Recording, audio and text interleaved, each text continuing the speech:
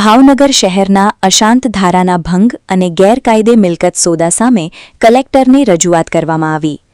દેવબાગ અને વિજયરાજનગરમાં અશાંત ધારાના ઉલ્લંઘનનો આક્ષેપ. સ્થાનિક રહીશોએ કલેક્ટર સાહેબને આવેદનપત્ર આપ્યું. નિયમો વિરુદ્ધ મિલકતોના સોદા અને ગેરકાયદે વસવાટ સામે ફરિયાદ. પ્લોટ નંબરો સાથે સ્થળ પર તપાસ કરાવી એફઆઈઆર નોંધવાની માંગ કરાઈ. યોગ્ય કાર્યવાહી નહીં થાય તો ઉગ્ર આંદોલન કરવાની ચીમકી ઉચ્ચારી. અહેવાલ જાહિદ સૈયદ. રિપોર્ટ શાહરૂખ ખાન પઠાણ, ભાવનગર. જસપાલસિંહ ખોડુભા ગોહિલ.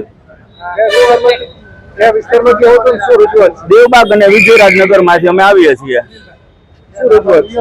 અમે અશાંત ધારાના વિરુદ્ધમાં કલેક્ટર સાહેબને અરજી દેવામાં આવેલા છે. દેવબાગ વિજયરાજનગરમાં હાલમાં અશાંત ધારો લાગુ હોવા છતાં કોઈ પણ આડકતરી રીતે હિન્દુની મિલકતો બધી મોમેડિયનને તકલીફ થઈ રહી છે, જે ભવિષ્ય માટે ચિંતાનો વિષય છે અને શાંતિ ડોળાય એવું છે. એટલે અમે સાહેબને કહેવા રજૂઆત કરવા આવ્યા છીએ કે હવે તમે અટકાવો, તથા ત્યાં કોમર્શિયલ બિલ્ડિંગ, રેસિડેન્ટ ફ્લેટ બનાવીને મોમેડિયનને વેચવા માટે પણ અત્યારે એક અરજી આવેલી છે.